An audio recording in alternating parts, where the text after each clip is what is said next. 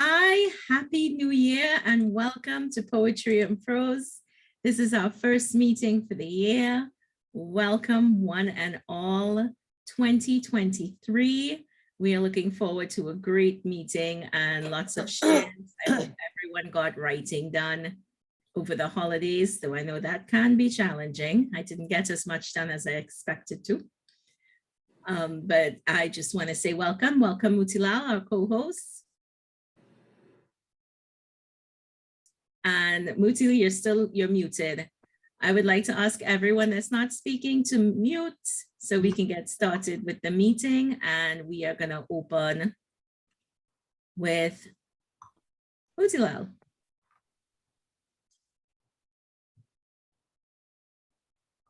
Okay, thank you, Krisha. And I love this the background, you know, that you created for poetry and prose. I want to read today this time a poem by a Haitian author called Oswald Durand. And why I want to read that for is because following this, we had a analysis, a commentary done, and to relate it to Trinidad society, and that would be read after the poem by Shahira Ali. So here goes. Let me see. Okay. So that this poem became the basis for the song Yellow Bird. Behind a thick cactus grove, yesterday, I found my Shokun. Oh, that smile when she saw me. I said, heaven, what beauty. I said, heaven, what beauty. She said, yeah, do you think so? Little bird who listened deep in the woods. When I think of this, it brings me such pain. Ever since that day, both my feet in chains. When I think of this, it brings me such pain, both my feet in chains. Shukun is a marabou, eyes as bright as candlelight, a breast ever so pokey. Ah, if Shakun had been true. Ah, if Shakun had been true. Here at the long while, all the birds look so happy in these woods. Better forget this. The pain is too great. Put my feet in chains. Better forgive this. The pain is too great. Both my feet in chains. Hush, hush. Are white as do something. her lips pink as climate. She is not fat, but well padded. Woman like this, send me fast. Woman like this, send me fast. Though yesterday, not today. Little bird who heard every word she said. If you think of this, it will make you sad. Ever since that day, both my feet in chains. If you think of this, it will make you sad. Both my feet in chains. We went to her mother's house, a straight talking old woman. As soon as she saw me, she said, ah, this one I like the best. Ah, this one I like the best. We drank up a hot cocoa. Is all lost, dear bird, of these words? Better forget this. The pain is too great. Ever since that day, both my feet in chains. Better forgive this. The pain is too great. Both my feet in chains. The young white fellow came around. Trim red beard on his pink face. Pocket watch and hair of silk. My troubles, he brought them all. My troubles, he brought them when he found my pretty Shokun. French words that made my Shakun love him. Better forgive this. Pain is too great. Shokun left me here, but my feet in chains. Better forgive this. The pain is still here, both my feet in chains. Thank you.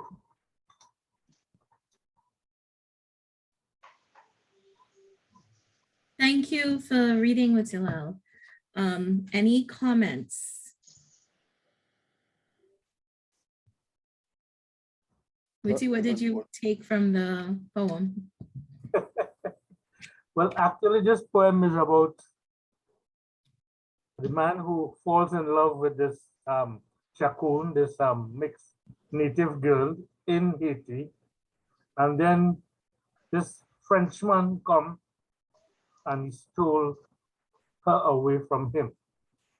Okay, although that the poet was such a nice person, such a good person, this Frenchman who represents the bad boy, he came and he stole her away. And what Shahira is going to read now would be a sort of commentary on the poem. So I don't know if anybody want to add anything. Yeah, Moti. Yes, I'm here. I just want to, you said you started by saying this poem was the inspiration for Yellowbird. Yes, that's what the literature says. Uh-huh. Oh, can you say what is the connection? What is the connection between the poem you read and Yellowbird, the song Yellowbird? After the guy lost his love, lost his girl, you know, Yeah. talking to the bird, little bird who listened deep in the woods, who witnessed their courtship and all that. He's telling the bird about his sorrow and his grief at his loss. Okay. Thanks. Okay, so Lucia, maybe we could ask. Okay, we're going to move on and ask for Shahira to read for us Why Good Girls Like Bad Boys. Have you ever wondered, why do good girls like bad boys? Well, let's find out. In the current gang culture that is prevalent in today's society, this essay about a poem, Chacoon, written by Oswald Durand, is relevant to Trinidad today. The poem tells how the peasant poet loses his Haitian lover to a fancy-speaking French foreigner. The black male poet is unable to hold on to his woman in the same way the native peasants are unable to nurture the arid lands to bring forth harvest. The poem is about a love that is lost, and the French foreigner can represent the ruling class, and the loss of love can refer to the debt being paid to France as compensation for the loss of its slaves. The poem is presented in Trinidad Creole and in a Trinidadian context.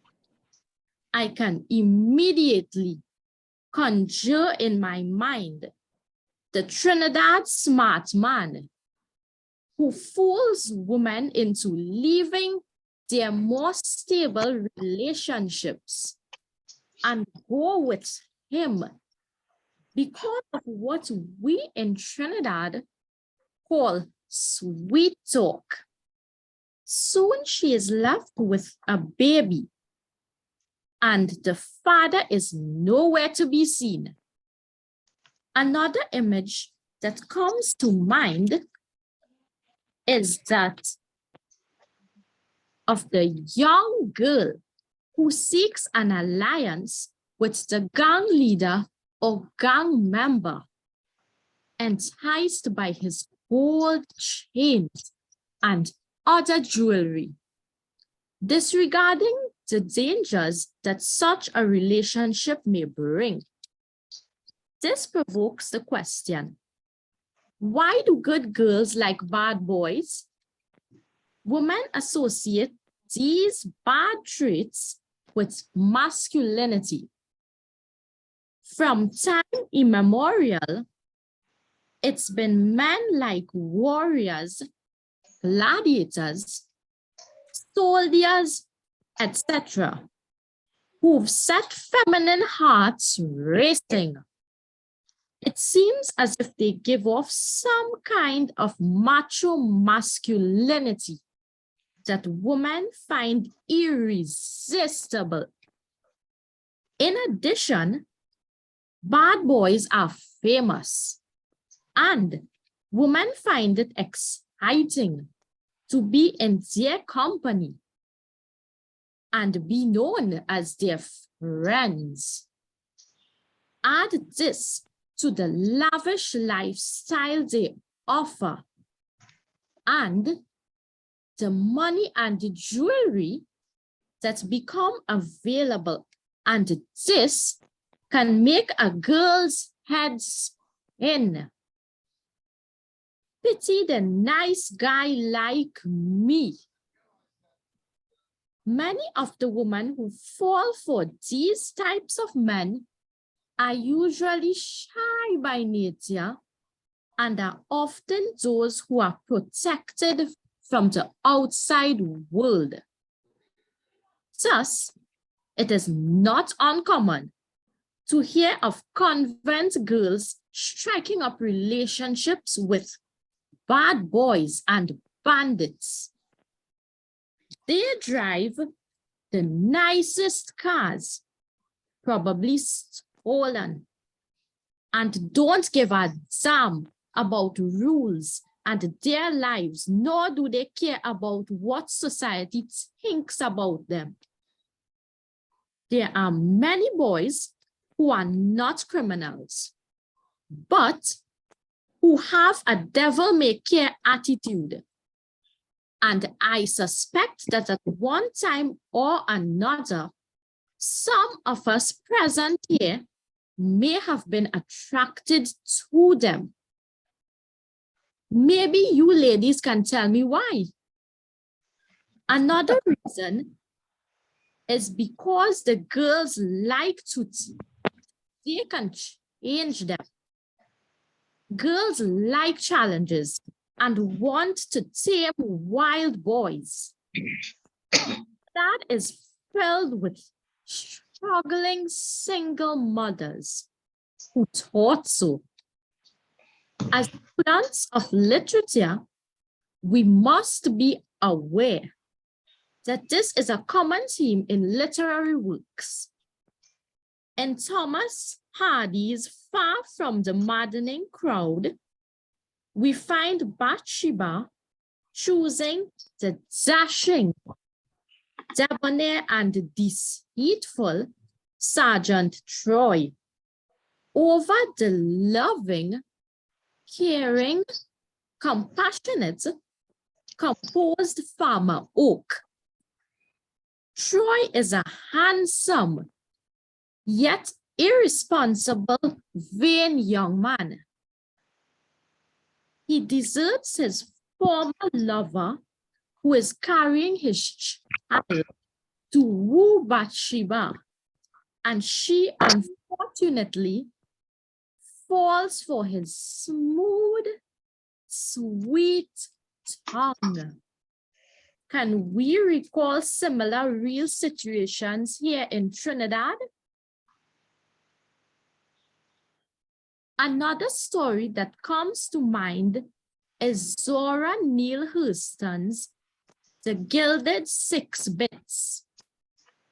The couple Joe and Missy May are newlyweds and are truly in love.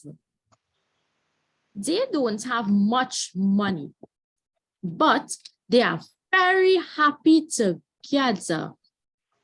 Enter Otis D. Slemons with his fine clothes, the gold piece he wears as a stick pin, and the expensive gold piece he has on his watch chain.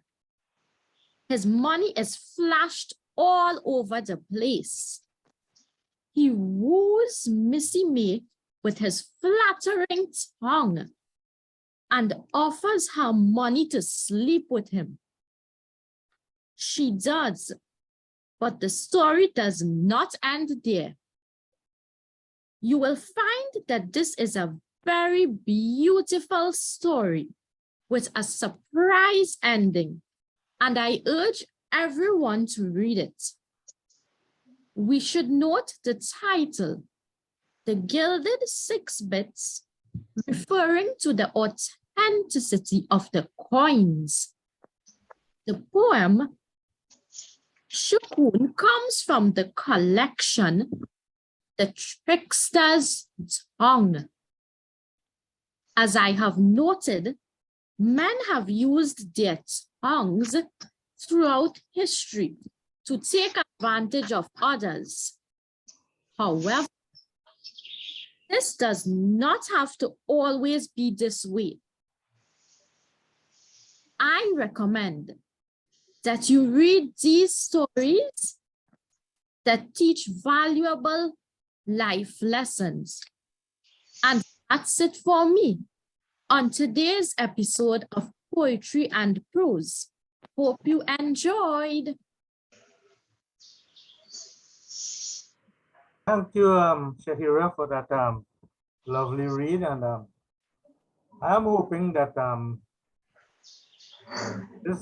the poem and this commentary has provoked some further commentary. So I'm leaving the floor open for commentary, please. Thank you, Shahira.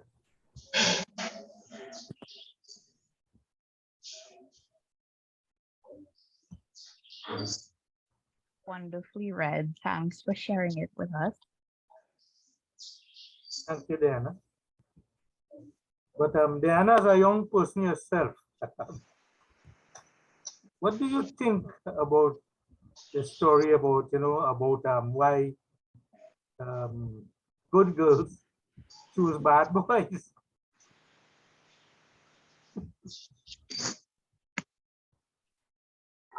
Well, I don't know if I can like really comment on it. Like going to like all girls schools, like you see the common thing of like, oh, girls, like your friends end up in relationships with a boy who like just talking with them, you're wondering why do you like this person? And like the poem has some truth to it, but there is also a level of everyone when they're young, they have to learn. So sometimes, yes, that includes like learning that certain people in a relationship are not right for you. So growing up is an experience, and sometimes that means you're gonna date some bad people.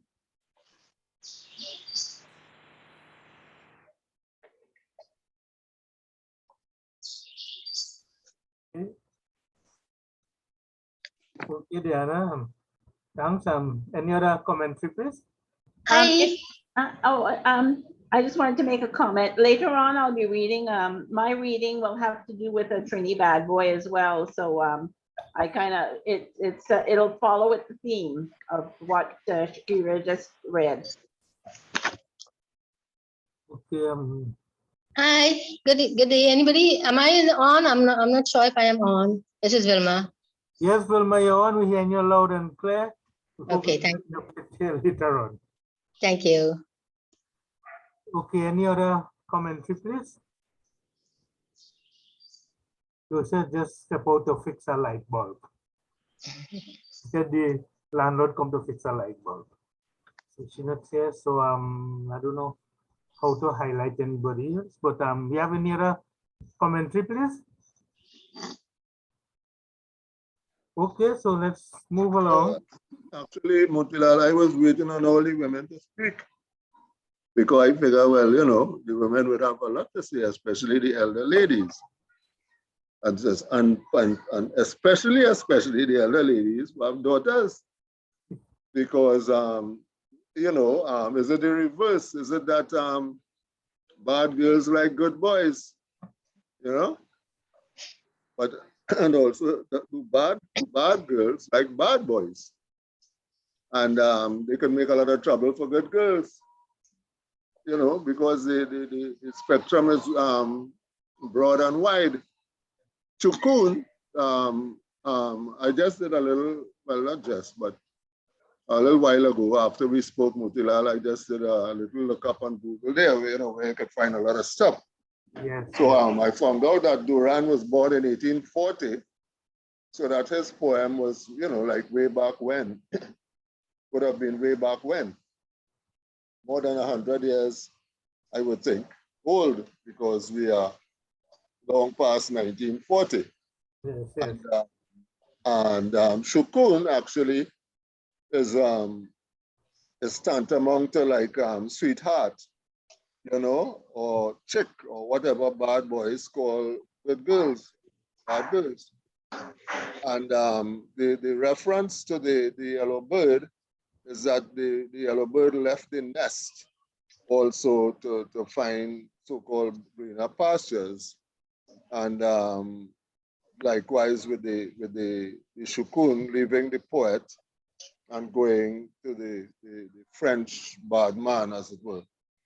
There's a lot of history in it, I suppose, too, which I was unable to really listen to your entire poem because a phone call came in.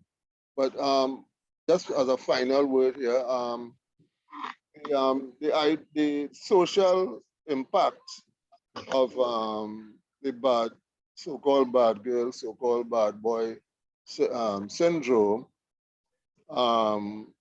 is it's not only known from reading and television and all that, but the feeling, you can see it manifesting in school life, then in the life of children at school, with all the fights and sometimes murders and the sexual interludes that we know about taking place in the schools. You know what I mean? And as Shakira was just saying there, in the ending, in the commentary, that it is advisable for people to kind of read and understand these stories, to know how the girls are, why the girls are attracted, and how the boys use their tongues to capture them, as it were, to lure them into the field. Today, it's more different, very much different, in that the bad boys go to the homes in the community and demand that the sons and daughters join them in their gangs. So there is very little room for logic and reasoning and understanding unless you leave the community entirely and hope to go to one where such activities are not prevalent or non-existent, But the bad boy of today, with his gold chain, etc., symbols of, stolen wealth, as the commentary said, they're not waiting for no lyrics and all of that. They're going home and telling mommy and daddy and whoever else that willing to hear, I want your daughter, I want your son. Your son had to come to my gang, your daughter had to join us, end the story. So we have to write new poems that deal with that aspect of the thing.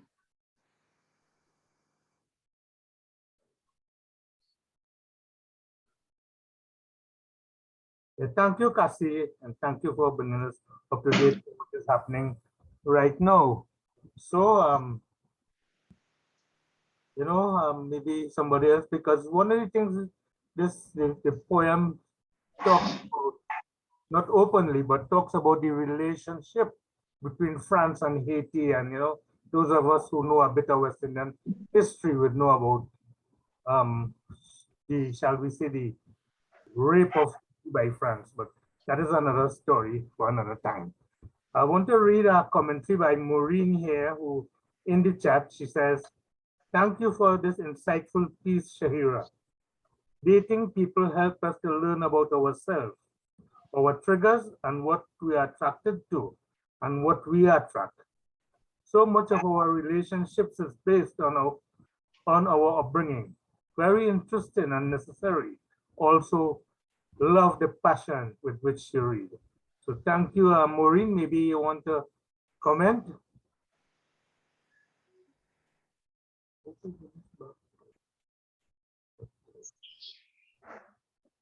Thank you. Maureen, you want to tell us something? I just wanted to say thank you. I'm happy to be here and to witness your art, Shahira. I hope I pronounced your name correctly. Yeah, it's just interesting how we perceive good and bad, and whether that's internally or whether it's informed by society. And so I just messaged her here and said there's a lot to explore there, and that I think she's really onto something. So this is a very necessary thing to talk about. So thank you so much. Yes, indeed, it is. Okay, thank you, Maureen. Thank you very much for being here, and thanks for your observances. Okay, next we have Cynthia Birch, who would do a short poem, Life is Short. Come in, Cynthia. Thank you. I wrote this in 2011 and I dedicated it to Anson Gonzalez. I think Anson was still alive, but Casey will remind us when Anson died. I think I sent it up to him not too long before he passed on. Life is short and shrinking. A drink of Martinique rum GM, with sacrilege, some Coca-Cola, slows you down so you can take a break from the ceaseless round of what you should be doing to enable you to do what you want to do or feel to do. You pick up BIM Volume 4, Number 1. If you don't make the time or feel the urge, the pile of books grows. Half read, quarter read, a few pages read. Not good enough, you say. Life crowds out reading, favoring all that should matter.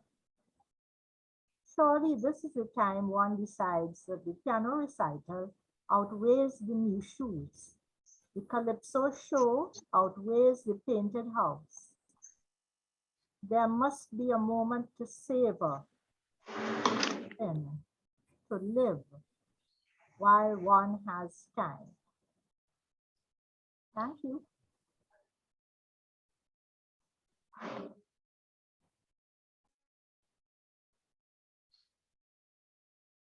Thank you, Cynthia. That was very well read.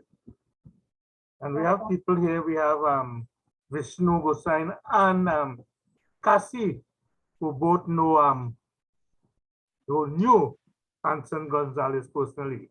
So maybe they would like to comment, please. Vishnu? My only thing about Anson that, Anson has contributed so much to the community. For almost 40 years, he published New Voices, and yet in efforts that he has gotten no recognition, not at all, not from the national community. And I think that's very sad, very, very sad. He brought people from, who just scribbling a word here, a word there, and he pretty so, but that's how life is. But he has done what he could have done, and the rest is up to history. That's my take on Anson, whom I knew pretty well for quite some years. And of course, he has published Me Too. So that means a lot to me. Yeah. Okay, thank you. Thank you. Yes, Anson also published my first book, titled Poems I'm Afraid to Say. He was a printer at the Ministry of Education. where I met him as a very young man. I was just before my 17th birthday or so that or just around my 17th birthday that I joined that ministry there.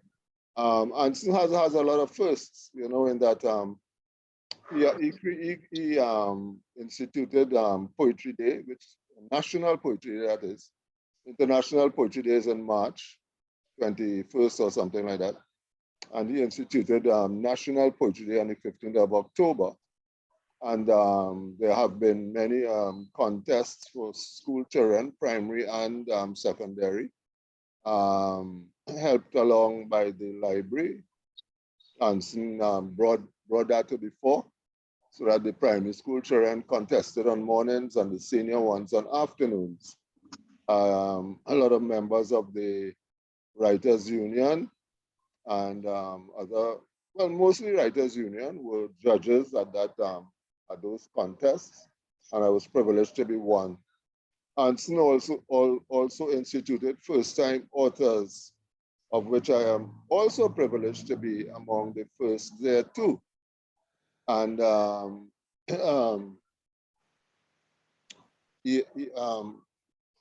once joined what do you call it, a writer's seminar workshop in Toko there. And to qualify, you had to do a review. If you were doing poetry, you would do a review of a poet. And if you were doing prose, you would choose whatever. And I reviewed Anson's work and a poem in particular. I have always promoted, even up to last year around National Poetry Day, I've always been promoting Anson. Upon his death, his children came to Trinidad. We did something down here for him in Woodbrook. We read all his poems and so on, which is something Poetry and Prose may want to do in the future, to read from his books, one of the most recognized of which is called Artifacts of Presence. He has also a book on haiku, purely haiku in it, just haiku alone. And then he has a number of other books also, but Artifacts of Presence, I think, I don't know if it would be agreed upon by the literati, but certainly in my mind, ranks among his best and most famous of works. Anson is also, apart from the National Poetry Day and first-time authors and so on, Anson was also the first poet laureate of Trinidad and Tobago. And that system, I don't know, I think it has died with after Paul Keynes Douglas was the last that I heard of.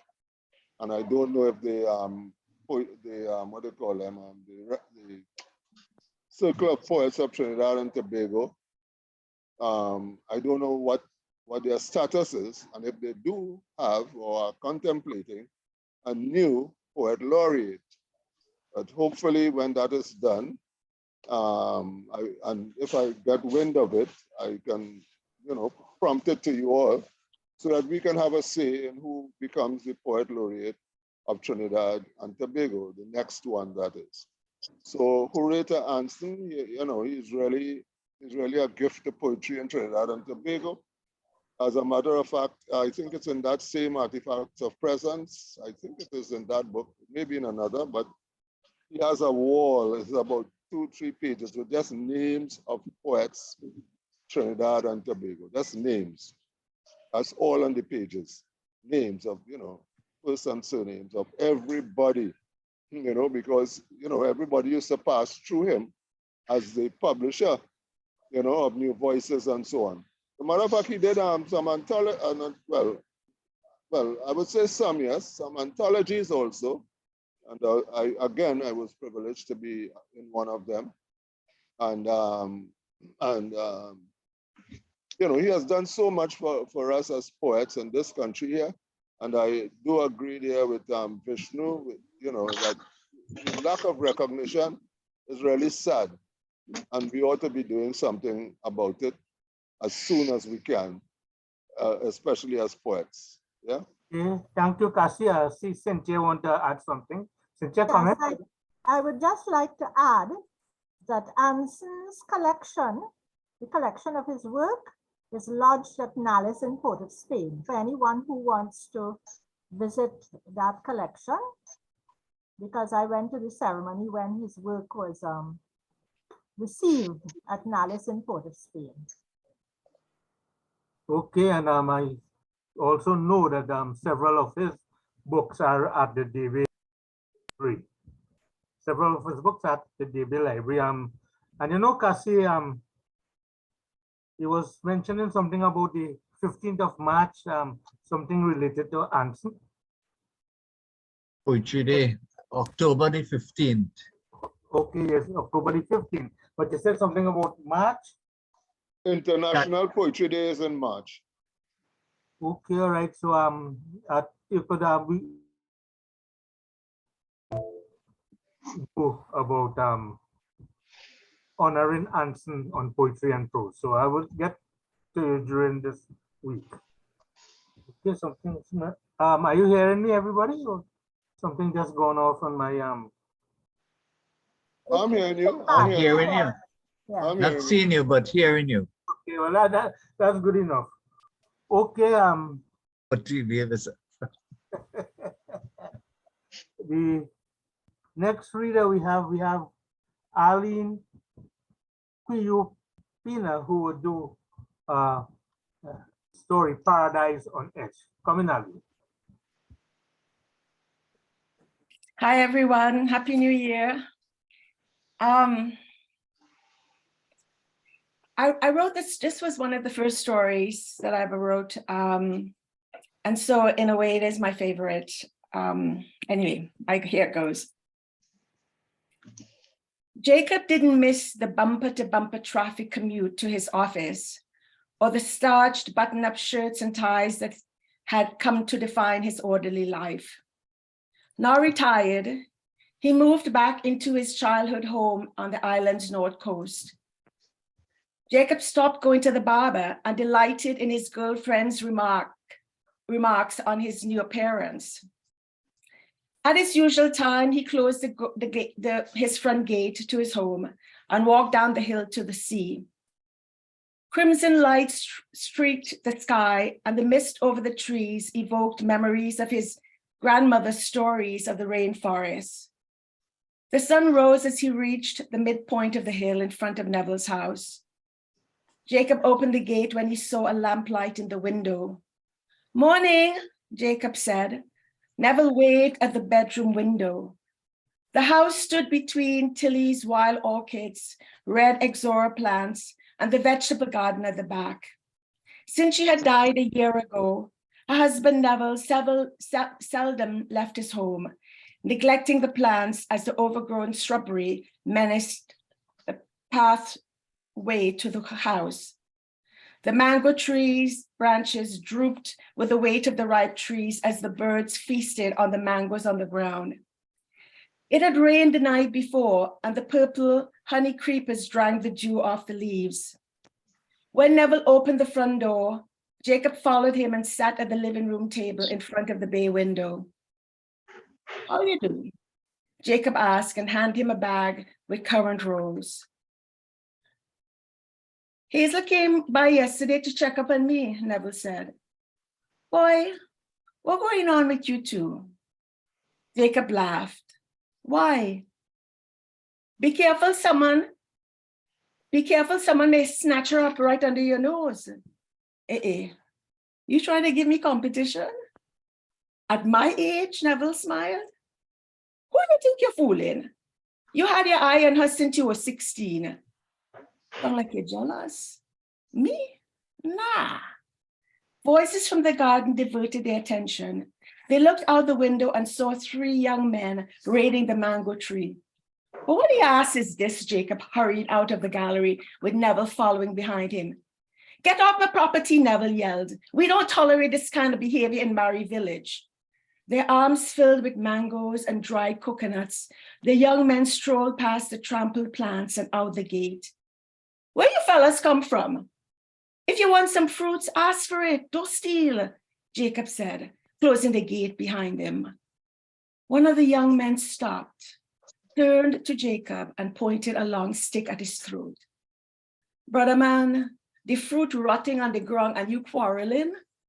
You want to know where I come from? I born on this island, just like you. So watch yourself.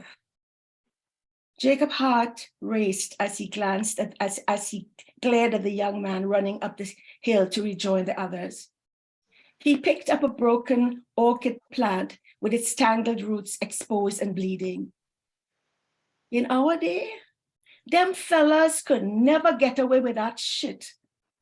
We want to run them out of the village, Jacob said.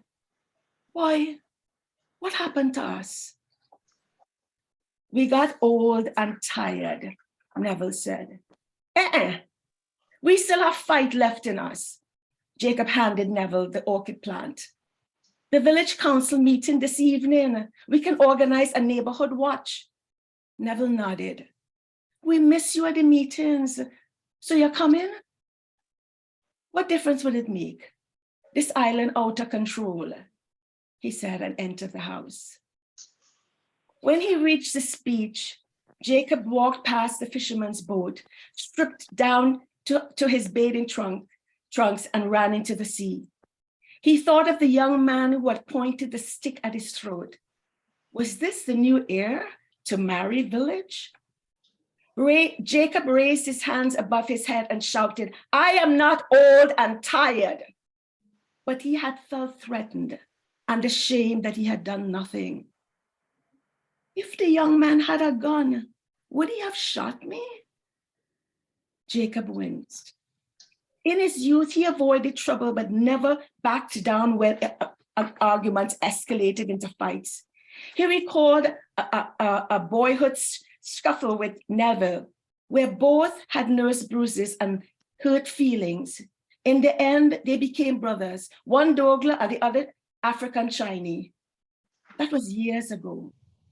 Jacob no longer recognized the island of his youth. Enveloped in the cool water, he wondered. What? I'm sorry. Oh. Enveloped in the water, he wondered what he had done with his time. He had no wife or children to whom he could pass on his history. He thought of Hazel. Memories of a pale blue dress and a satin bandeau that held her curly hair away from her face had stayed with him. She was 15, and he was in his last year at secondary school. Jacob had noticed her at this Easter church fundraiser in the village. Hazel's mother was in charge of the cake booth. He and Neville stood at the side of a bandstand, tossing a coin on which one should ask Hazel to dance. On which one he should ask Hazel to dance. Jacob had won.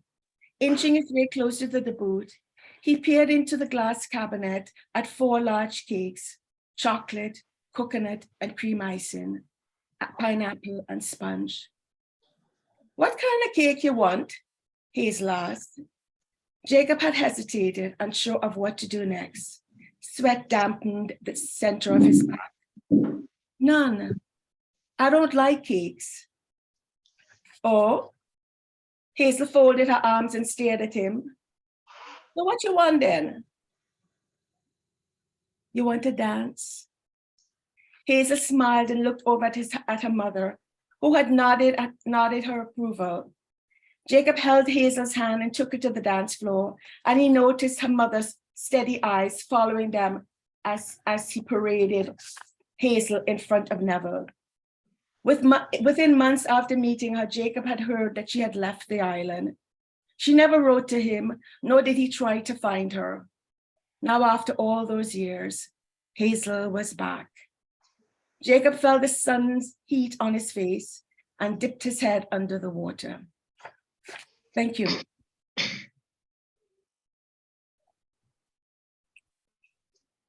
Thank you, Aline. That was a lovely story, yeah. And it's just like us old people, me in particular, reminiscing. So Thank you very much for that story. And anybody want to comment?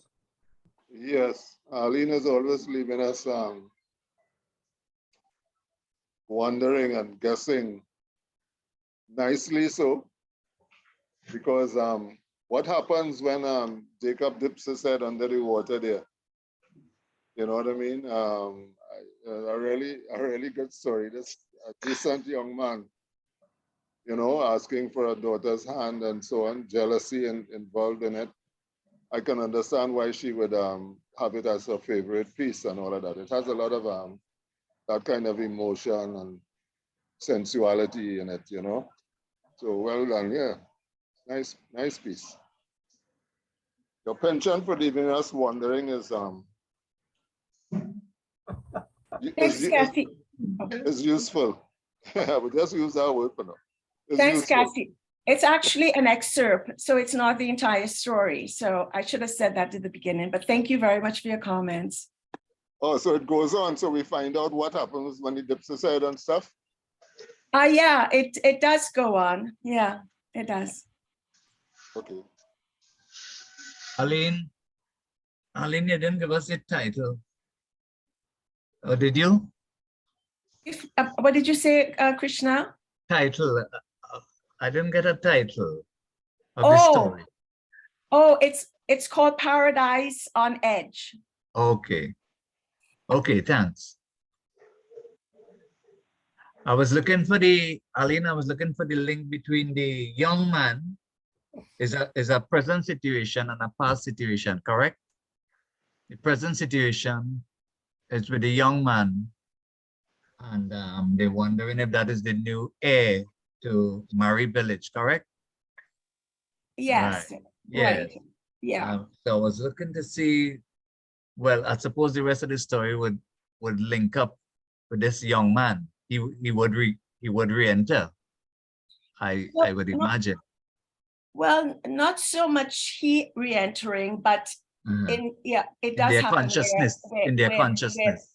The crime has come now to that village where they never saw it before. Right. So so it will enter again. Yeah. And to affect Jacob in a much not tragic, but more difficult period for him. Yeah. Okay. All right, thanks. Okay, thank you. Thank you. Krishna, you know, and I want to tell Aline that she better come back to our next meeting so she can, you know, ease this suspense. So once more, thank you, Aline. Anybody wish to say anything? Why do you find it your most favorite? Because it was the first story that I wrote when I went to a creative writing class, and that was many years ago. And from this story, I have written many different stories on other characters that came out from this story.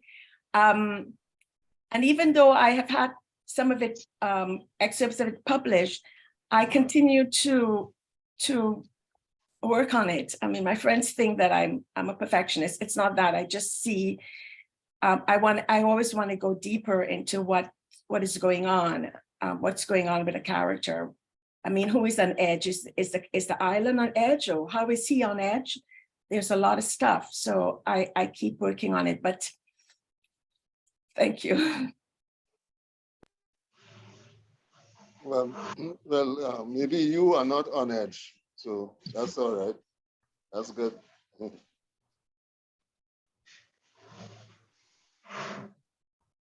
Okay, thank you, Aline, and thank you, Kasi, for your insightful comments. And as I say, we hope that Aline would take us off the suspense in our next meeting.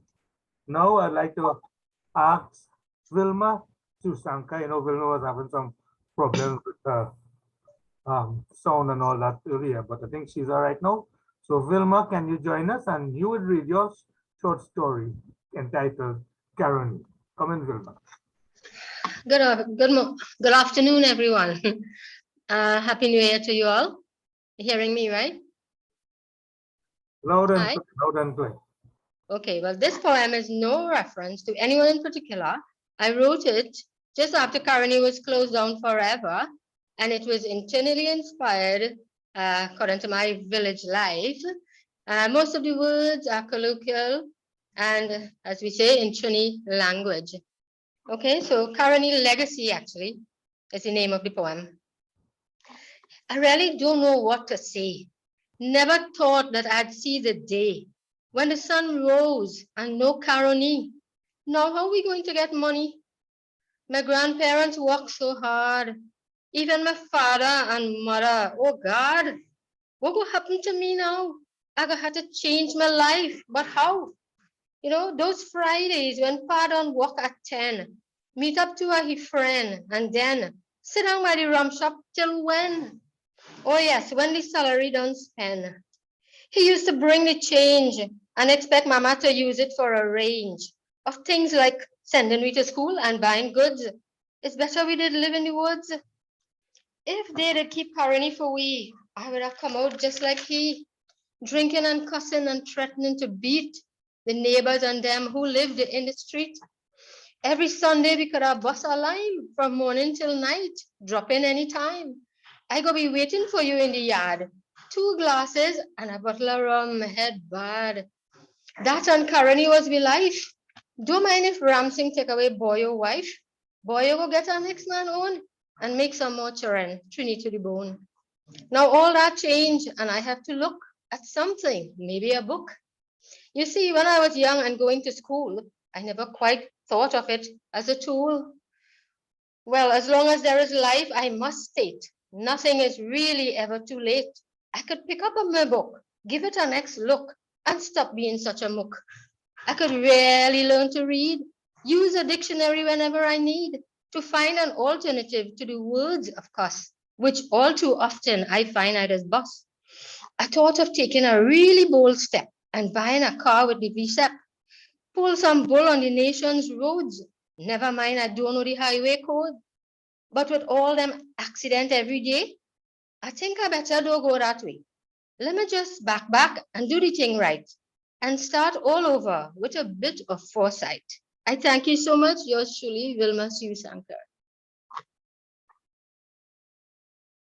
Thank you, Vilma. You know, you saw so many things in that that poem there. You know, you really capture a picture of so many things. And you know, one thing that I could relate to when you talk about, you know, the fathers going to the shop and drinking out all this salary and all that. Because I could remember as a little boy when my father get pay and he go out the road by John's shop. My mother used to tell me, you go and tell your father to spend some money for the goods because before he drink out all. So there's so much you said there, Vilma. I mean, you paint such a large picture. So I want to thank you for sharing that with us and hope that you know, you continue to write because I have I think 2 of your books here and you will continue to join us. Thank you. And anybody want to comment, please? Thank you very much. Actually, I said that the poem gave much food for thought. There's a lot there, especially how when people stopped working in the fields, they did look toward education. So, and that's why Trinidad now enjoys a 90% literacy rate in the world. People don't realize that, you know, they think of us as a third world country, but in lots of ways, we're head and shoulders above some of the places I've been to here in Canada. That's just my thought.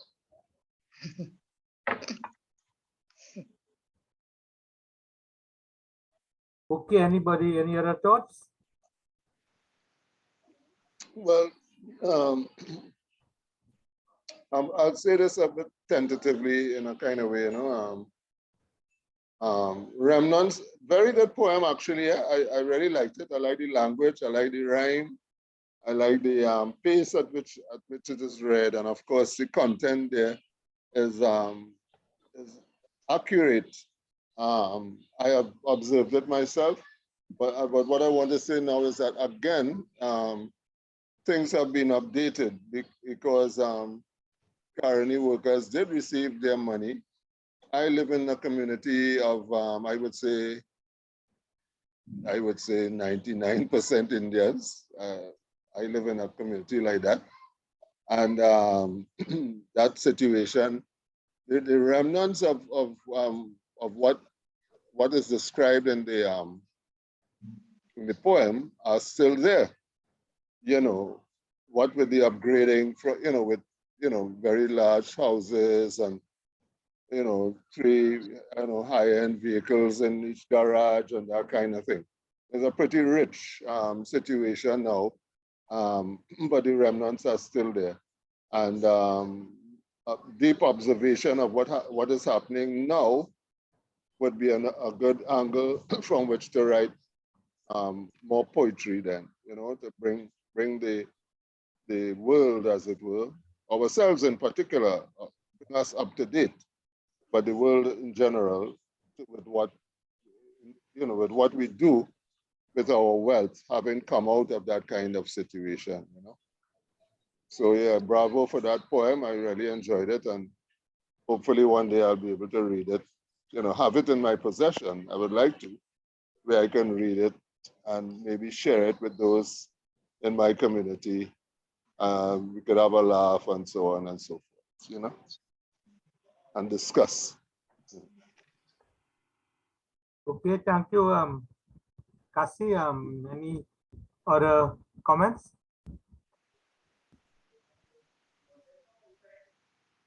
Okay, so if there are no other comments, we will move in right along, and we'll have Heather Lalto Ferguson would share with us what happens when Lenny come home for holidays. Heather, come in, please. Hi, this came about from Gersha's Christmas prompt, where she gave us 7 categories from which to choose from 5 items within each category. Choose a character, his job, where he lives, his reason for coming home for Christmas, etc., and ending with him reconnecting with an old flame. So here is what I kind of wrote up just out of fun. Lenny home for Christmas. Well, Lenny landed back up in Piaco from where he lived in behind God back in some small town in Canada. There, his best friend and partner, Tuk was waiting to carry him home. Man, was it blazing hot week, he explained when he get in the car. I forget how hot it does get in Trinidad, where I live in now. Lenny had left Canada with -1 degree in temperature and a film of new snow on the ground, where he lived with his white wife in a small maritime community in Atlantic Canada. He had met her on Maracas Beach when she was visiting Trini friends she had met at university. Being a full-time hustler, he struck up a conversation with the white girl, which quickly led to a full-blown steamy romance between them. Carried away with the novelty of it all, plus the exciting and adventurous draw of traveling overseas to Canada, Lenny fell hook, line, and sinker for Miss White Lady with no thought for the reality of the situation. Reality caught up with him eventually when he landed in Canada and had to drive through miles and never-ending miles of rock and pine trees to get to the small house where the white girl lived. She was a teacher in a high school, living alone in a rented house on the edge of a rural community. She seemed a bit embarrassed at how small her surroundings were, but tried to make up for it with constant chatter. Lenny had looked so macho, fit, and filled with confidence on Maracas Beach, but bundled up in an oversized coat, he looked small and a bit uneasy. I should have come in the summer and eased myself into the cold, he thought. But Miss White Girl was so hurried to have him in her life. She sent for him as soon as she reached back home, and that was just when the weather was getting colder. Too tired to relay any fears or disappointment, he gave in to the white girl's overblown enthusiasm and bedded down with her for the night. Once he gone round the block with she, if you know what I mean, he started to feel everything might be okay. Next morning, Lenny feel refreshed. He tried to look around outside, but the blast of cold air chased him back inside quickly. Hunched over, he jumped back in the house in one shot and went over by the radiator to warm up. It's a plain joke at Cole, he declared as the white girl made him breakfast. Honey, we getting married later this afternoon, she informed him. You know, in order to finalize your permanent resident status, we must do that as soon as possible. Lenny looked surprised, but succumbed his will to hers as she was now in command of his fate in this new, unfamiliar environment. Plus, anytime she brushed up her body against his suggestively, he caved in. The novelty of being with a white girl was still a come on to him, and he simply could not resist her. Well, later that day, Lenny gone by the justice of the peace like a lamb to the slaughter. The white girl had brought him a nice sport jacket and chino slacks, and he looked real good. Man, I looking like a real saga boy, he exclaimed, pleased with himself and his image in the full-length mirror. What's that, honey? The white girl asked, and he had to explain what a saga boy was.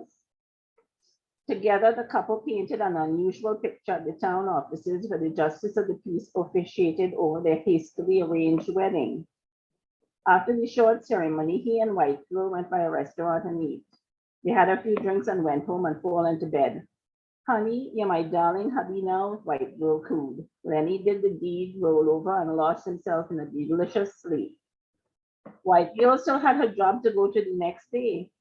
She leave poor Lenny home alone. He watched a little TV, hook up with his friends back home on instant message.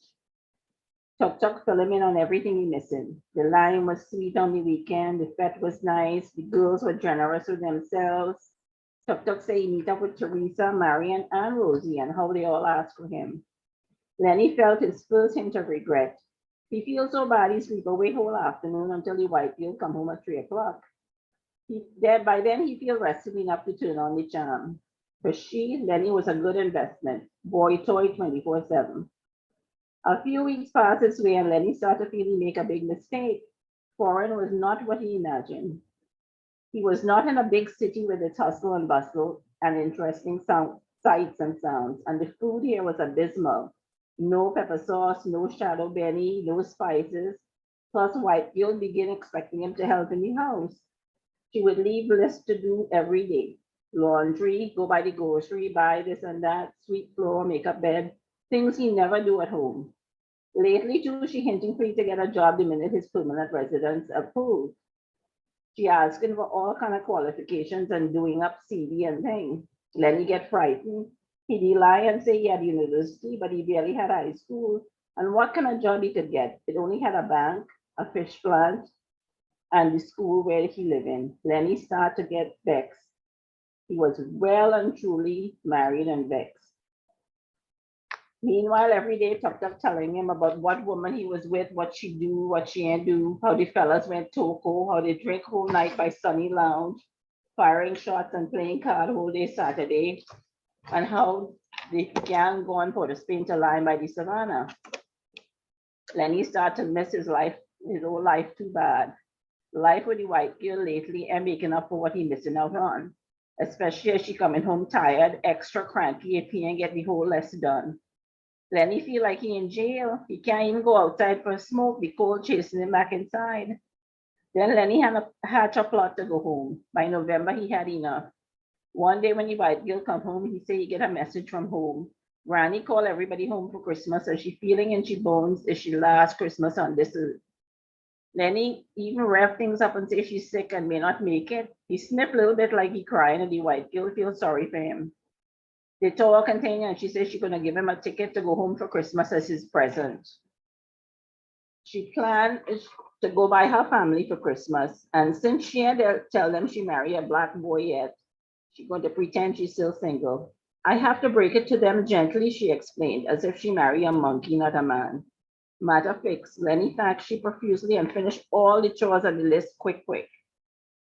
Tuk a coming home Christmas boy, Lenny told his friend next day. Line up them girls for me and tell the boys and them one time on the next plane.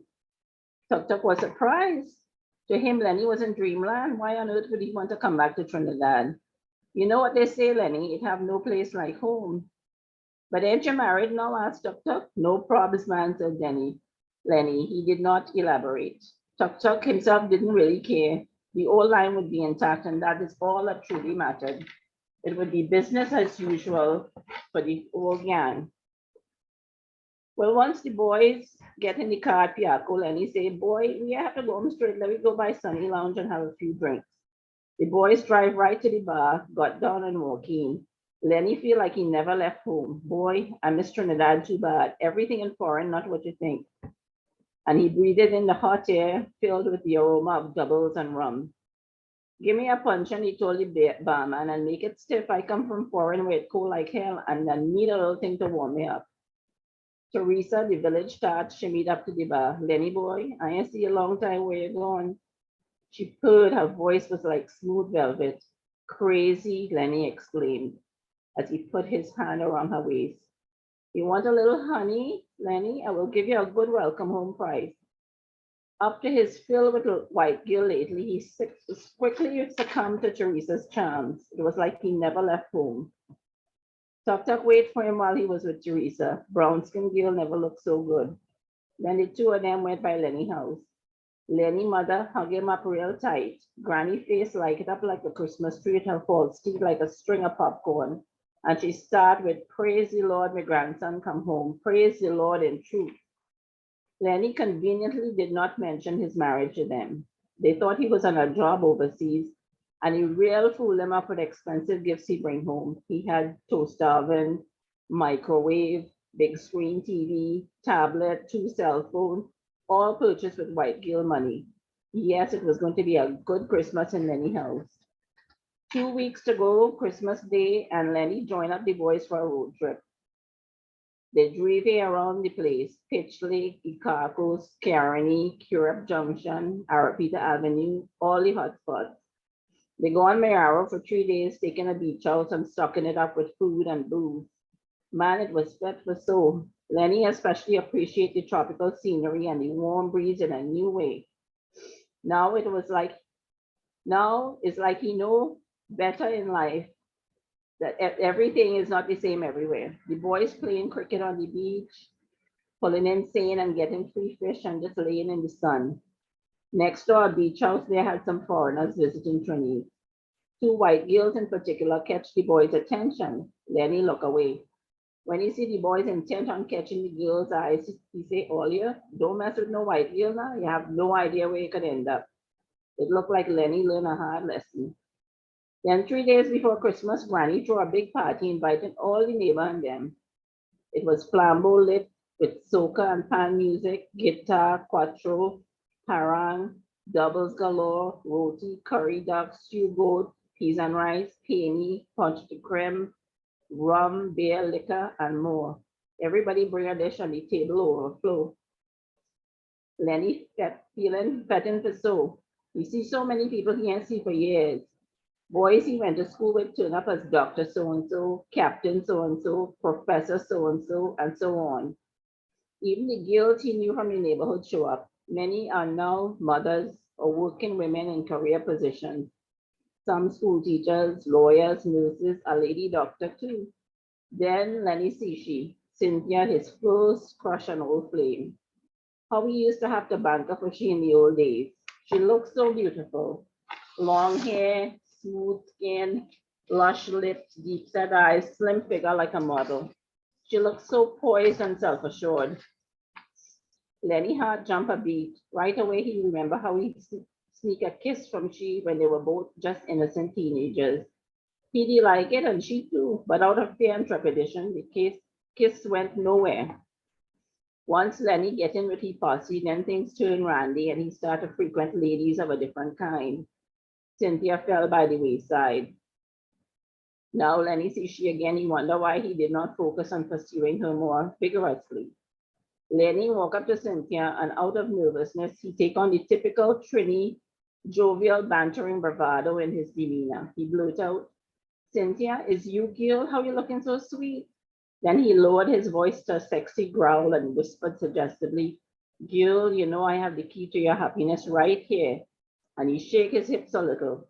It was the typical Trini sweet talk, the kind some Trini women like, but intelligent, forward-looking women found sexist, patronizing, and rude. Lenny heard the words coming out of his mouth. And though he thought he knew better, he couldn't stop them. He was too used to talking to women of a certain kind that way. Cynthia took one look at him, arched her back, squared her shoulders, and said, Lenny boy, it's you? Why don't you shove that key of happiness of yours into a real keyhole? You know, it would be the perfect size. And with that, she set him straight right away. The room erupted with laughter. A few people called out, but the girl hit she mark, Lenny boy, she gets you good. Another voice called out, Lenny boy, you're either brave or you're stupid. Yeah, no, she's a big lady lawyer. She could bring you up on a case for sexual harassment. But Cynthia only turned and walked away, leaving a crestfallen Lenny to lick his wounds. It was just a few days later, before you know it, Lenny was on a plane back to the cold north. Thank you. Oh. Thank you, Hannah. You know, sometimes when with your stories, I feel that you never leave Trinidad. You know, I'll never leave it. I'll never leave. I'm still there. I have a peanut girl. What you could do. thank you so much, and I'm sure that we have many people who'd like to comment. Go ahead. I think that's a very amusing story, Heather. Well written, and it really engages your attention. And maybe this might be appropriate to mention in view of the Yellowbird discussion earlier as well, that I read on CNN today. They did a study on accents from across the world, and actually they considered Trinidad number 11th in a sexy accent. They were looking for sexy accents, and Trinidad is number 11. So I think that's appropriate to mention here. Very well done. Very well. You see, it even ties in with that, with what Shakira read earlier, you know, about the good girls liking bad boys, you know, because Lenny's a bad boy. But if you notice at the end, all his contemporaries kind of moved on and really made something of their lives, and he kind of didn't. Not yet, anyway.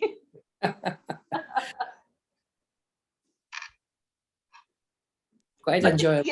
Also, Frank, because you're in Canada and you've been down to the area I live in, and you know how rural it can be and how small town it can be. I'm always talking about the difference between small town Canada and the Trinidad that I knew, you know. So that's where that kind of ties in, you know. He doesn't know to where he's coming, in other words. He thinks he's going to Toronto. Okay. Thank you, Heather. Thank you, Frank. Krishna, I'm sure you would. One comment, Heather. Yeah. Listening to this story, listening to your the narrator, reminded me of Selvan, a Selvan story, man. Very good. Selvan-esque. Oh, well, you know, it's funny. I thought of that, you know, it's like the broccoli and the bed thing. You know? Yes. Well, yeah. Yeah, very good, very good. But you know, Selvan spent time in Canada too, you know. So and Frank knows about that. Frank actually knew somebody who knew him, didn't you, Frank? Yeah. Yes, I finished high school in Quebec in 1963, and one of my classmates there is currently a very well recognized historian and writer in Canada, a guy named Kenneth McGugan. And Kenneth McGugan and Samuel Selvan became very good friends. And I think I put on my Facebook page a fairly detailed obituary that Kenneth McGugan wrote about his good friend Samuel Selvan. I'll put it on again. Maybe you guys can have a read of it.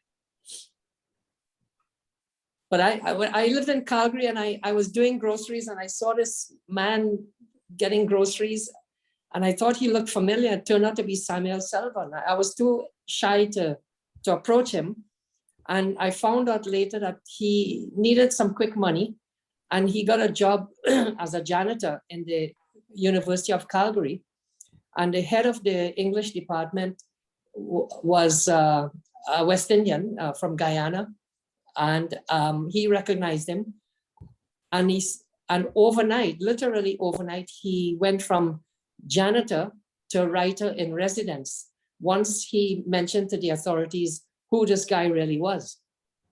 So it's quite a story. And it was revealed, this story anecdote was revealed by this Kenneth McGugan. So I'll put his name on my Facebook page again, and you can have a read of it. Okay, thank you, Frank. Anybody else want to comment today? Heather, I loved your story, Heather. I mean, the humor and the detail of the story. I want to ask you, okay, the white lady, was that a conscious, I mean, in terms of the white lady, not naming her? I know I do that. I did do that. It was a conscious thing. And, but I have another story that is with a publisher right now that I'm hoping to get published later this year. And it's just that I do give her a name, but in the title, it's The White Lady and the Steel Band Man. So yeah, I don't want to sound racist necessarily, or even sexist to some extent, but it might be some latent kind of resentment that I might have because I've had issues with white women in particular being racist toward me where I'm living here now, and I've married one of their men kind of thing. Right. Yeah, so maybe it's, I don't know. I haven't really, I know it was a conscious thing, but I didn't really explore it well yet. No, but I think that what happens is you have given her so many characters. I mean, it's rich. I mean, I can see that character. I can see, I mean, I love the thing about the list, and you have the list and all of that. I mean, I see it. I see her, and I see there is richness in that woman, right? Mm-hmm. And I think that just for me, okay, the whole, because it comes up all the time, the white lady, the white lady, the white lady, that I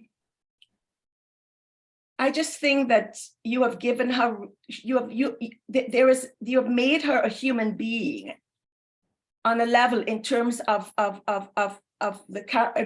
who she is, the things she's saying, all right? And I think that every time I hear the white lady, it sort of throws me out.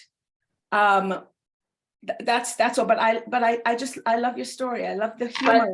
But do you notice that all the women outside of Cynthia, all the local women that are ladies of a certain kind are named? Yeah, it's some quirk in my personality I haven't figured out. Right? No. It's no. I'm fine with the other ladies and stuff like that. Right? Yeah. I'm just what was sort of just throwing me off a bit was the white lady, because I think that it's sort of, well, my humble opinion, it's sort of like, for me, it loses the richness of this, what you have set up for this woman, because she is, there's a character there. There's very much a character there. And there are women like that. It's almost like I consciously negated her because she doesn't have an identity. That's what it seems like to me. That you what? What did you say? It seems like I've consciously negated her because she doesn't have a name. Right. And so take it as it was worth, right? Yeah. Take your stuff, take the shit that you have, all the feelings that you have, the anger and all of that, put it in there. Put it in there. You know, put that stuff in there. You can put it in there. The richness is there. And the white lady thing is, I mean, you can leave it there. It's just that's just my opinion. Okay. Yeah. Well, and actually you brought up some valid points, but and I think if I make it longer into a novella or something, I would have to deal with that issue. Yeah. But it's great work. It's wonderful. I love hearing your work, Heather. It's great. You know, it just kind of came out quickly after Gershia posted that thing. So That's cool. yeah. And That's cool. actually, it was kind of a little bit more spicy and dirtier, and I cleaned it up for you guys. It was good. It's great. It's good. I have to realize that I have people of a certain age in my group, even though I feel like I'm 16. We're all 16. Okay, thank you, Aline and Heather. Look up. Cynthia, you need to unmute. Cynthia wants to say something. Yes, it's a burning issue because Heather's symbol is powerful as it is. You just leave the white lady right there. It's a symbol. So it doesn't have to be anything about you personally. It's a symbol that we can all relate to. I think if I was living in that context. Yeah, it's just that I think why I keep referring to her as the white lady is because that's why he went after her. You know, because it was something different and something. That is correct. That is correct, Heather. Yeah, she's unattainable in Trinidad. So, you know, because he gets her, well, then he realizes it's not what it's all cracked up to be. I think the white lady is most appropriate because, like you said, he's seeing her through his eyes, through his Trinidadian eyes, and he's seeing her as the white lady. And I think that's most appropriate to keep it in there. I would. Yes, right. I want to say something here too. I agree 100% with Arlene. I think that the white lady as a character is overdone. The words "the white lady," I think it's overdone in the story. It jars every time we hear it after it is established that what she did to Lenny.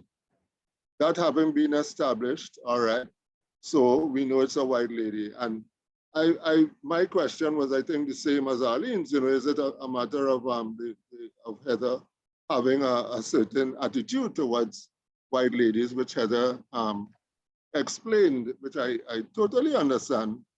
One can have such an attitude, having had the sort of experiences that she described, that Heather described. But as for a story, I think that the words "the white lady," that phrase is overdone in the story. It really, I think it takes away from the richness of it, to use the words of both of you. The richness of the story. It's a really good story. I love it. And finally, I was in a workshop once where Earl Lovelace was the mentor, all right? And we had about 13 mentees, of which I was one, and the only male.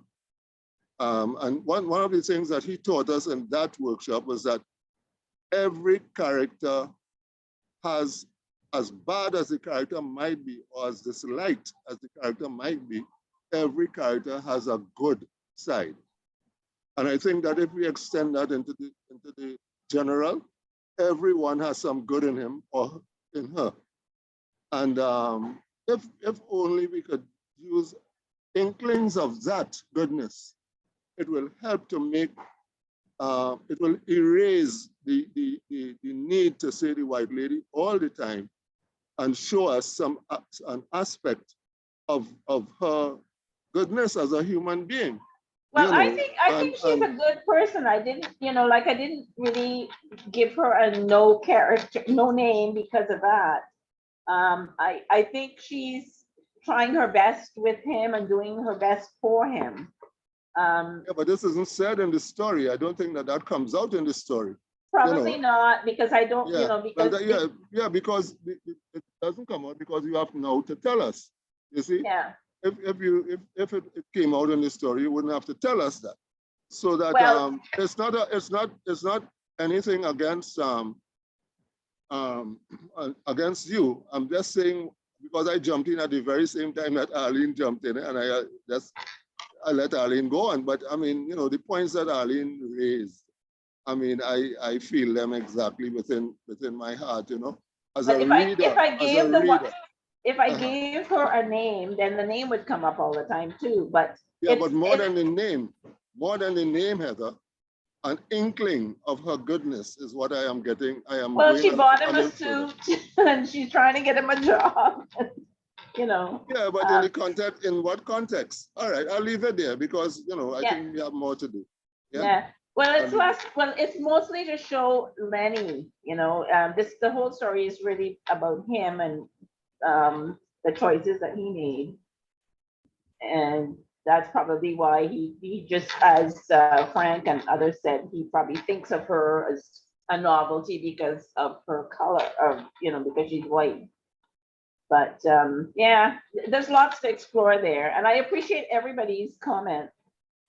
Okay, thank you, Cassie, and thank you, Heather. You know, I didn't want to make any comment, but something just comes in my head here that you know, I have a short story in which this guy goes to America, and here he meets a girl from his own village in Trinidad and get married. And when he comes back, his grandmother says, "Oh God, you mean he gone quite Trinidad, quite American, married a penal Indian? He couldn't get a white lady?" Thank you. Okay, well, moving. It just goes to show you can't please everybody. Okay, well, moving right along. Now I want to ask Vishnu. Vishnu says he has something to share with us. Vishnu, come in and please share with us.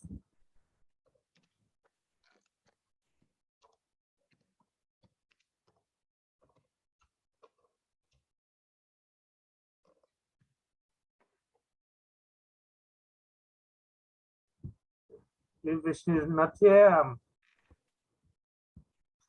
Krishna, can you share? Murthy, Vishnu is here. Okay, Vish, go ahead. Unmute.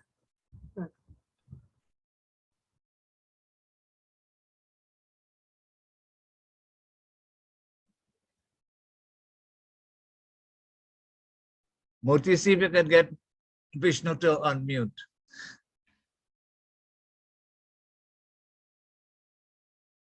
Okay, right, yeah. All right, you hear you now, Fish. You see me now? I was saying I was going to read a story called River My Friend, but I think I changed to a poem instead. And this poem was published in the Caribbean Writer a couple of years ago. It's called On Bright Mornings. On bright mornings, he faces west. On afternoons, east. Tired from the liveliness of factory work, where heart and soul were abandoned for years. Now he ambles around his bricked gallery, overlooking a busy, unfriendly road, where childhood walks flash before aging eyes. Now a pained diabetic mind eats his day, given to sudden bursts of anger, hunger, and inaction and stubbornness. Sometimes he himself grew, something he himself grew. I saw him like this on many days. He misses the noisy world of pounding iron, shuffling feet, roaring engine, roaring machine, roaring anything. He was like this. He never explained why. But the older ones knew from birth that was his world, not by choice. On bright mornings, he faces west. On afternoons, he faces east. But his wife had died, many said, sadly. She was his conduit to the world. And his daughter, his investment, well, like any country father wanted marriage, he would have preferred to see settlement. But now that his powers are fading, he wasn't quite sure of his future. Boy, I don't know how long again I have now. I just don't know. He had told the poet once, the bright mornings are sailing swiftly, almost gone. And morning, noon, and night merge into one darkness, one hell of a darkness. On bright mornings, he faces west. On afternoons, he faces east. Now creeping into old age with a host of cats and dogs and a parrot, a whole zoo at his disposal, left as a reminder. He listens to their sounds for direction. Meow, meow, ah, cockot, cockot. His musical companions, the neighbor said, but little else from this private man. On bright mornings, he faces west. On afternoons, he faces east. His once friends are preoccupied, perhaps hiding from a demanding ex-boss. They had been close at work, where he dished out favors without a favor, fulfilled dreams where there was hopelessness, met their nagging demands for promotion and daily leave taking, thought of them at times, but they had shared 30 plus years together, called their homes in hopeful expectation. But the phone was never in service, never. It had become a way of life. So he had felt they would call one day, and he was still waiting for that call. On bright mornings, he faces west. On afternoons, he faces east. Thank you.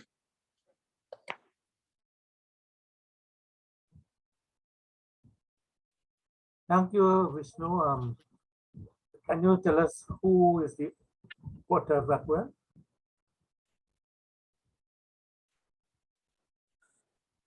I see I'm disconnected. I don't know. No, you're here. You know, I said, can you tell us who is the author of the poem?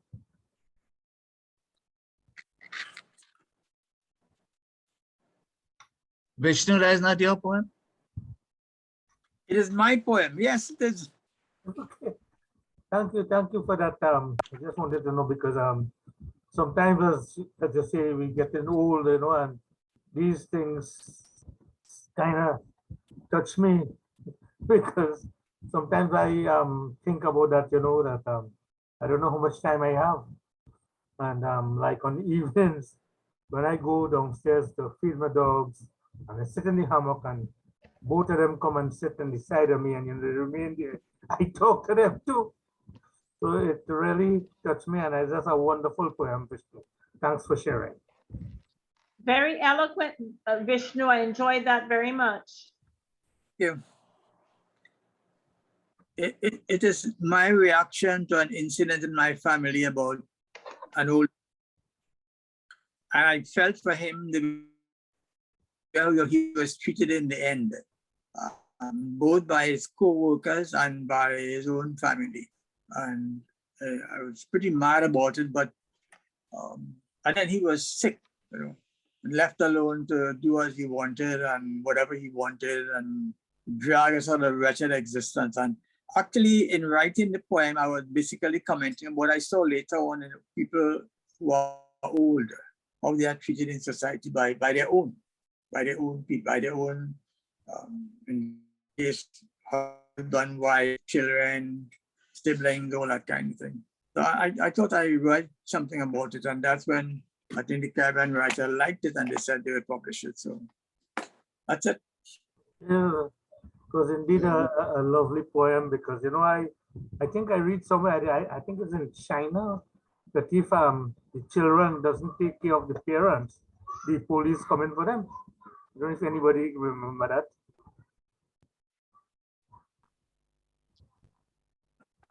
I think some kids are still fighting their parents for property. Very. And another thing you touched today, Vishnu, I'll tell you something, you know. I worked nearly 30 years in the offshore, and before that about 12 years in the refinery and all that. And you know, when you leave the job, you retire. In the first 3 months, the calls come in, they ask you how you're going and thing, and then they have a problem and they ask you, well, what to do? And after 6 months, that is it, you know, you don't hear from nobody. Yeah. No. I know a friend who we worked together at high school, and now he's alone and he is not well. And he calls people and they're like, they have no time for him. And he's just there, just dragging along the place. It's terrible, you know. No support for the older folks in society. Those are given themselves, like some of us. That's how life is. Yes, It's and bitter, that's but the true. reality of it. Sometimes I meet some of my friends and they say, boy, I fed up, boy, I don't know what to do. I just sit down home. So in a way, I thank God, I thank whoever it is that to set me on this path, that you know that I write, and also that this poetry and prose, and also I read at virtual story time and other places. So I think that I am in a good place right now. I hope I can always be here. So thanks very much for that, Wish. It's a very insightful commentary that you have there. Okay, now I'm right Thank to you ask. very much, Vishnu. Thank you very much, Vishnu. I enjoyed that, listening to your poem very much. It's an excellent commentary on old age. You know, a very good description on old age and what one of the things that we can expect, even if we are in company or in family or what have you. There's that attitude, and so to speak, towards old age, and people sort of already define us, even if we may not feel a certain way ourselves. You know that we can't. They already define that we can't do this or we can't do that, and therefore, you know, sidelined. We get sidelined. You know, I must say that I do feel it at times myself. I live alone, but currently I have a duty here because my daughter-in-law is going to be away for about 3 months, and my son, the work he does is a kind of a shifts thing, and they have a son, and so they asked me to be here. So I may have to end up like Lenny in Canada, doing a lot of stuff, for which I am very pleased. You know, I'm very happy and willing to do. You know, so when opportunities like this, like these come along, you know, we certainly give thanks, as Moti just did there. We give thanks for opportunities like this. But old age, I mean, that's finally just a mention Buddha's practice, you know, and what Buddha said. You know, it's like these stages of life, then they are all suffering, you know. Buddha described all of them as suffering, which is like birth, old age, sickness, and death. You know, all stages in which there is suffering. And my own experience is that when you reach old age, there is nobody who could tell you how to live it. There's no guideline, as to say, just like I suppose in marriage, you know. No kind of guideline. Well, marriage, no, there are many guidelines for marriages. You know, for marriages happens, or at least most of it happens when we are young or younger. But there's no guideline for old age, and what to expect, what to do, you know, how to live, that kind of thing. In spite of all the old age homes and philosophies and stuff. So, you know, we battle it out as best we can, and one of these days we will pass beyond that. Thank you very much for that poem. It inspires a lot. It inspires a lot. Well done. Thank you, Cassie. I think you speak there for me also. Thank you again. Okay, well, moving right along. Any other comments, please? Okay, moving right along. I would like to ask Krishna to share with us. Come in, Krish. Yeah, thank you, Murthy. I know I didn't make the list, but I didn't respond. I didn't respond to your email. What happened is whole week I have a cousin doing some work here. some cupboard work and thing. And then one of my dogs make pups, and she had a cesarean, and I have to feed these puppies. So I tied up. I want to. I'm glad that you tied up, because some of the complaints I receive from my friends is that they know what to do. They have nothing to do. So we should be grateful for I all tied the up. opportunities. Boy, I ain't got time to spit. Indulge me a bit with this offering. Is a dramatic piece. I know it's poetry and prose, but on January the 4th, somebody dear to me, Louis Regis, was his birthday, but he passed away in 2018. He was a teacher who moved up to lecturer at UE and so on, a calypso aficionado. Cassie should know him, Louis Regis. He was the director of this play, and I'm just going to read one scene from it. It's a one-act play. So just indulge me with this offering. So the title of the play is Our Better Halves. And in this scene, the main character interacts with his mirror. So it's dawn, the washroom, a mirror. The man clicks on the switch of the light bulb, and the mirror starts the dialogue. Jesus Christ! What? Something's amiss? Get a load of that face. What's the matter with it? What's wrong? Looks like you had a real hard time last night. You should see yours. I can't, brother. I only reflect. I too could reflect. Really? You could have fooled me for one. Look, let a man brush his teeth in peace. Absolutely fine with me, brother. And stop calling me brother. Why? You have a problem with that? I have a problem with you. Oh, yes, I don't like the face you're showing me. As I said, I can only reflect things as they are or as they appear to be. The choice is not mine. In other mirrors, I sometimes see a better face as it appears to be, show as it appears to be. But isn't there merit in that? It's a truth, surely, a truth. In this world, there are many. And yours, your truth. So, this is my truth in our reflecting. Touché. Oh, you two can speak French if you want me to.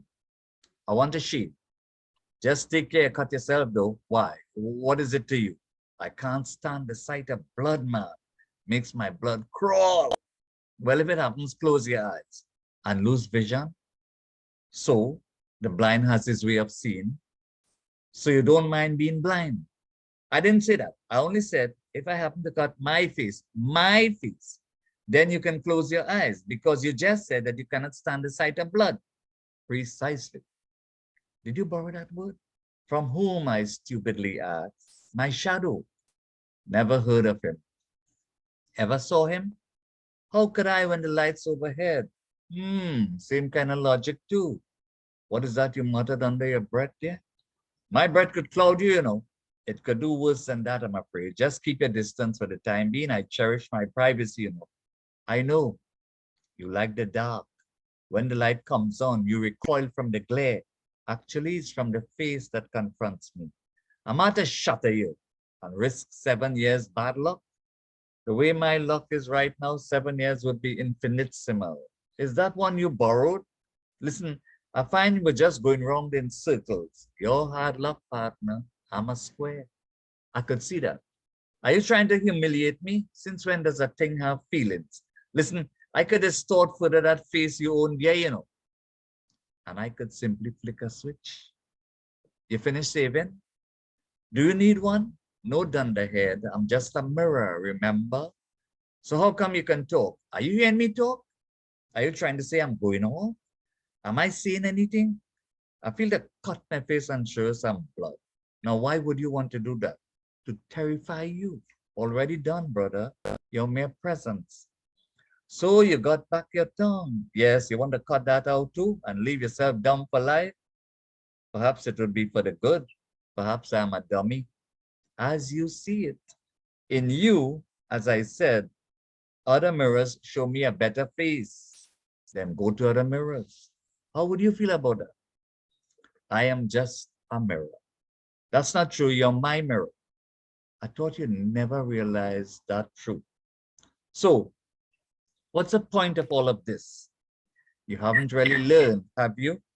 I don't know what you're talking about. Yes, in me you can hide your truths. Seriously now. We'll be joking all the time? I said, I don't know what you're talking about. And I said, you haven't really learned, have you? And I said, I don't know what you're talking about. And I said, go ahead, in me you can hide your truths. At which point I said, seriously now. Why go on and on and on in circles? At least you are a square. You have a face at least. A face you don't seem to care much for. Because I'm not seeing the real you. You're hard luck, man. You can only reflect, remember? Sure, at least I reflect things as they are. Things as they are or as they seem. There you go again. It's off to the merry-go-round. But I just said, if I don't like what I see here, I could easily change mirrors. Can you as easily change the face you wear? I think I have had enough of you. The feeling's mutual. Run on, take a shower, have your breakfast, go to work, return home, have your supper, go to bed, and I'll see you in the morning. Before that, I am sure. He's sure. Whom are you talking to? Can only a man think aloud? You sure you haven't come upon my shadow? Scout's honor.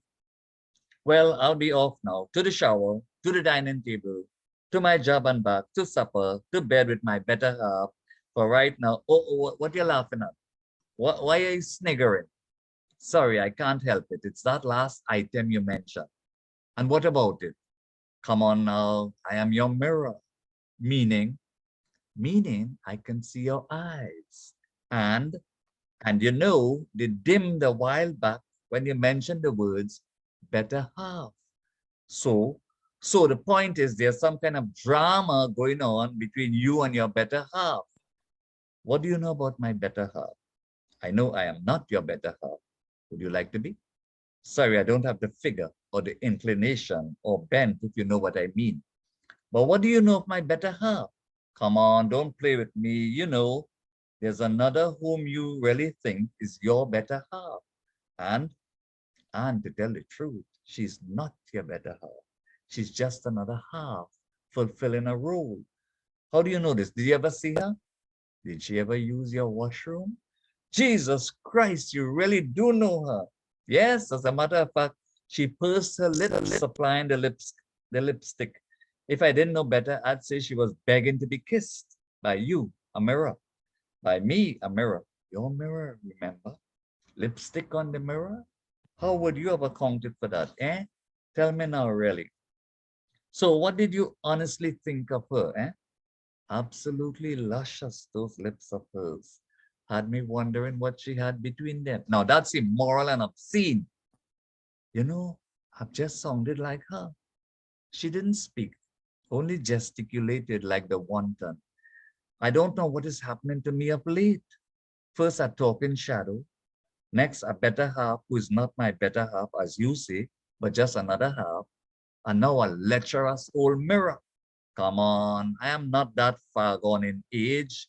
You can't remember bringing me into this house? How young was I then? Absolutely speckless. Now look at me, much like you, worn down with age, speckled.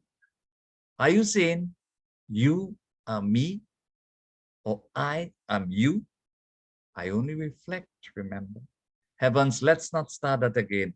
I had stopped. It's you who wanted to start all over again. And I can't because I'm tired. Now you're sounding like her. What the hell is really happening to me? Am I cracking up? Please, not in front of my face. I can't stand to see grown men break down. Like the sight of blood, eh? Precisely like the sight of blood. You know, we could go on talking and a whole day could go past and at the end I would be none the wiser. Is wisdom what you desire? Actually, I came simply to brush my teeth and shave before going to have a bath. And am I keeping you back? Am I twisting your arm behind your back and commanding you to hold dialogue with me? No, no, you're right. But tell me truly, what did you really think of her? Your better half? No, the other half. I think she'll be the death of you, honestly. You say that with philosophical import. Actually, it's just a reflection I have.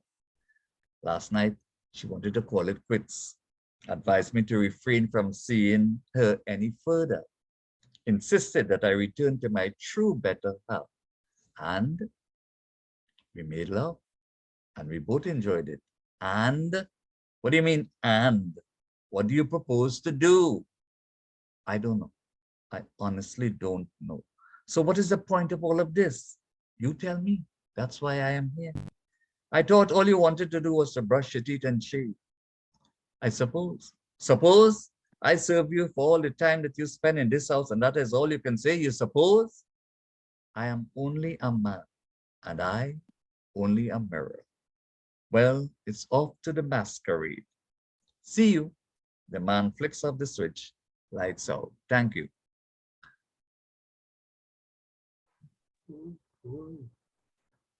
Awesome, awesome, Krishna. That was Thank great. I don't know. I wish I had a copy of that dialogue, you know, and I'm sure everybody want to comment because that had me on the edge of my seat. And the whole idea, the idea about reflect and our own reflections. I'll leave it for the other people to comment. Go ahead. Krish, was that place see that presentation called San Fernando? Yes, correct. At press, and then later on, they carried it to Little Carib Theater. Okay, Yes, and Are Louis you- Regis was the director. I think of the first play I saw from you, you know, I believe. I remember which year, but so many years ago. Yep.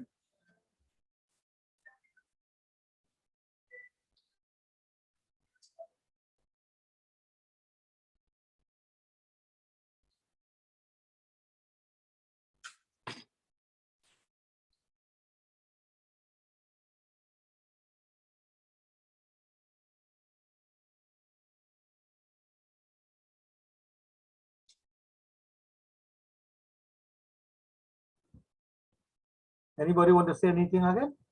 Chris, you're muted, you know. Huh? Yeah. He was muted just now. Oh, no, I wasn't saying anything. Okay, all right. So I see we approaching 3 o'clock. yeah, but we could just think that that thing was so intriguing, you know. We could tell me what the name of that play. I could write it down. Our better halves. By Huh? who is the writer? Krishna Samaru. Krishna Samaru. Krishna. Hey, look up. Look. I feel like I gotta go and borrow that book from Vishnu. Look, Vish has his copy. Yeah. It's available in the stores?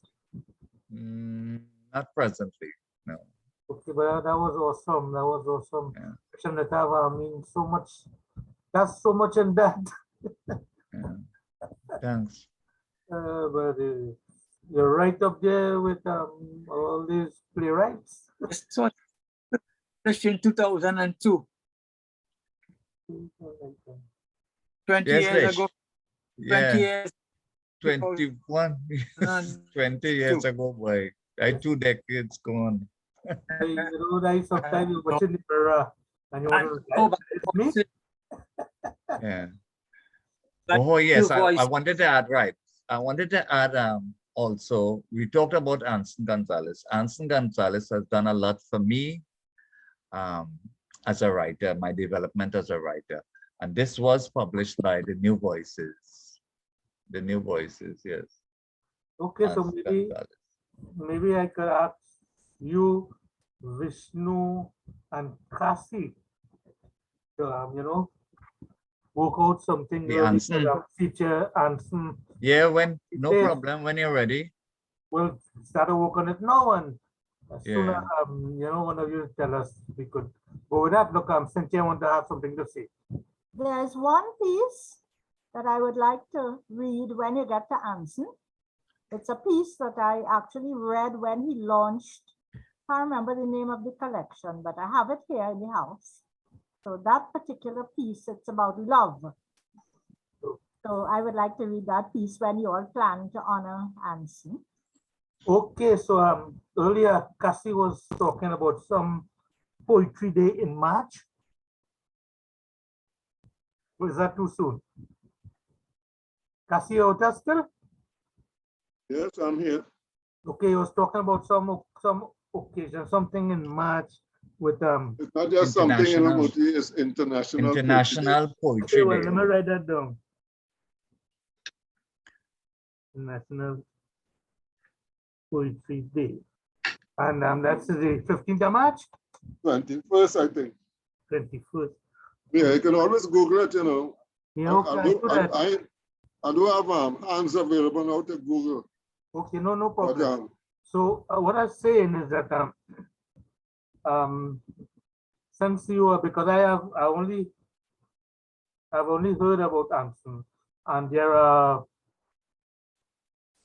quite a few of Anson's book at the Davy Library, because there was a woman there who was in our group. I forget her name now. We used to be together at Alta, and she at one time she read from Anson's work at the Davy Library. So we have books here. So, but I think if you wish and Krishna work on that, yeah, very good. I mean, just choose a team leader now. Not like the people in the commission and inquiry, you know. And let me choose a reader and choose a day in March. Okay, and I will communicate with you during the week. Is that all right? yeah. And you're addressing Cassie there? Well, addressing Kasi and Vishnu and Krishna. So somebody. Yeah. Certainly we could. yeah, you can contact right, me Cass? anytime, Mutila. Yes, Yeah. because because Kasi was talking about circle of poets, and I have met this Sousa, I think his name is. Yeah, but Sosa has resigned from leadership. Oh, I met him, and then at one time he had invited me to read somewhere in C3 quite a while ago. So I don't know what's happening, but that has nothing to do with us. And then we have other people who from Writers Union is here from time to time, Colleen and all that, always talking about Anson. So let us work on that for some time in March, right? As I said, Yes. I would talk with you a little later in our email, and we will work with that. Okay, so we could. right, and oh Lord, Krishna, peace, Krishna. Boy, I don't know whether you Yes, boy. Huh? Revive that play, boy. There's a group, I'm trying to remember the name, where they read the plays somewhere in Curep. My friend Randy a Black in that group. I'm trying to remember the name, but when I find out, I'll communicate with you, Krish. Where that in that somewhere in Curep there. I went there quite a few times. I can't remember the exact place where they I think it's playwright something where they read the plays there. So, I don't know if we have some excellent readers in this, and if we could do that one day and read that play. Mutilal, so I just have a question for Krishna. Sure. I love that piece, Krishna, and I was just wondering the second part of it. Do you have the woman's point of view? Yes, in it? yes. You have another point of view? The other half, right. Yeah. That's why she's telling them you can't go on with this stupidness. Really nice. It's really good. Very Yeah. powerful. So maybe I will pass him by Vishnu and borrow his one and go and copy it and, and give him back. So I'm A sure we small will- book. Yeah, it's a small book. Yes. 124 pages. That, That's no, it. that is no problem, and the pension could handle that. Okay, well, this was really, really lovely evening. Anybody want to add?